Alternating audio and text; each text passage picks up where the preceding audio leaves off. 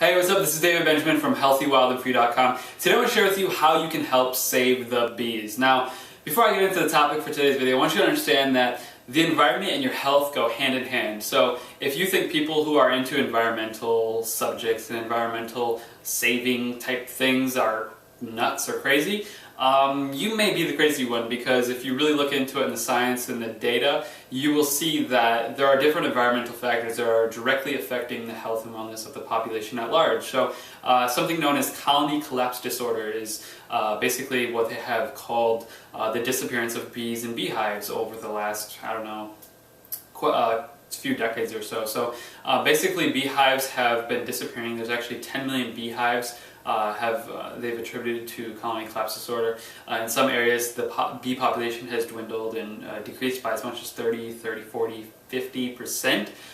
So you can imagine the bee population declining, within, for example, let's say 10 short years.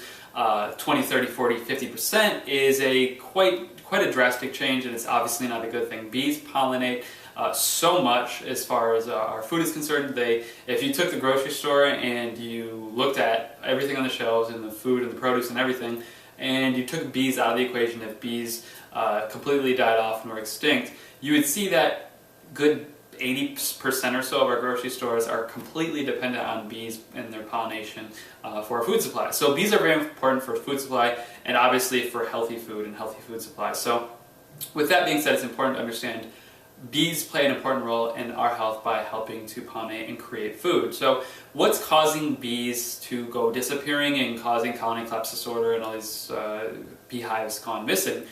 My opinion, and the opinion of many experts and many other organizations, have stated that the reason colony collapse disorder continues is because bees are being their place where they pollinate or bring pollen back and forth and do all these things is being basically chemicalized with toxic pesticides. And these insecticides and pesticides are meant to kill pests and kill insects, and are killing and weakening bees and causing beehives to die off. So basically monoculture is a big portion of beehives and colony collapse disorder and bees going missing is due to monoculture, which is basically farming one crop for acres and acres and acres and spraying all that field with pesticides and insecticides and things like that. So what can you do to actually help prevent colony collapse disorder and support sustainability for the bees so that they can pollinate our food and help us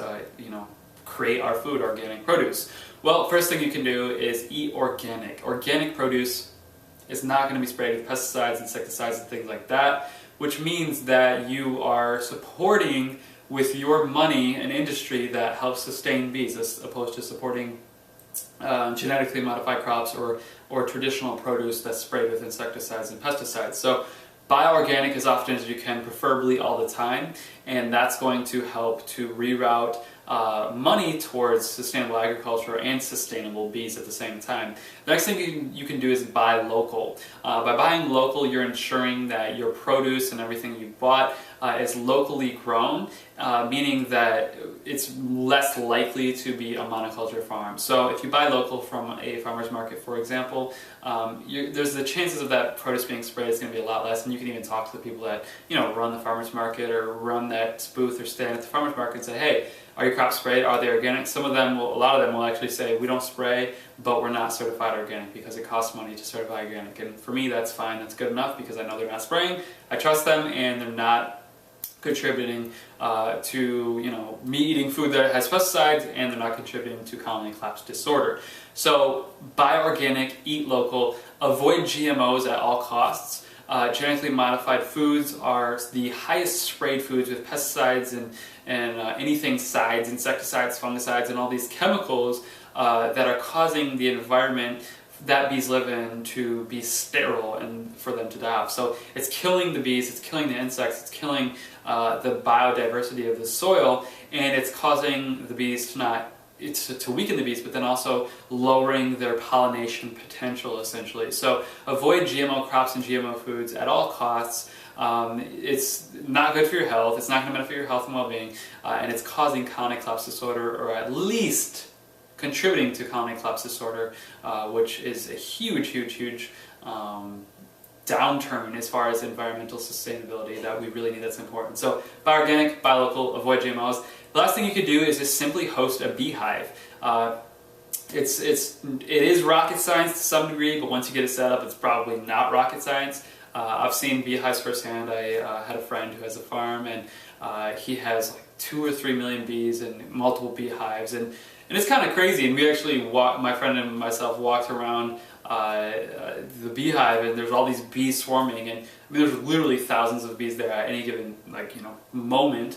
And we just walked around it, no suit on, no nothing, and the bees were just buzzing right past, and nothing happened. So they're busy, pollinating, making honey and beeswax, and utilizing the beehive. So a beehive is great because it's sort of like an area where bees can pollinate and congregate, and it just, the more beehives there are, and look at a beehive in nature. If beehives are in nature, that's where bees gather, and it helps them grow and things like that. So beehives just help proliferate the bee population, essentially. So beehives are great, and the added benefit to that is you get free honey, free beeswax. The honey is rich in enzymes and many different enzymes and minerals and acids and things like that are beneficial for digestion, for liver health, for immunity, for all these different things. So that honey is very beneficial. But then you get beeswax too, which beeswax you can use to make beeswax candles, as well as other types of things. I don't know what else people really make with beeswax. I know there's a few other things, but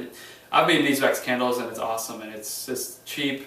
If you get the beeswax for free, especially, beeswax is kind of pricey otherwise, so if you're getting the beeswax free, you get to make candles, and all you need is a wick, and you just melt the beeswax and put the wick in it, and then let it dry, and you have a candle. So it's pretty cool, and free candles and free honey, hey, what could be worse than that? I mean, there are people starving in the world, and here you are having an opportunity to get free beeswax and honey, and you're turning it down. I mean, come on, what's wrong?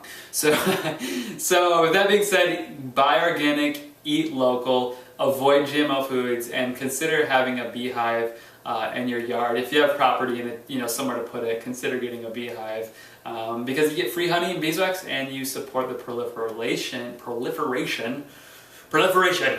of the bee population, which is a good thing for the environment, society. It's good for organic food, it's good for health, and it's good for the sustainability of the human species and the environment as a whole. So that's it for this video.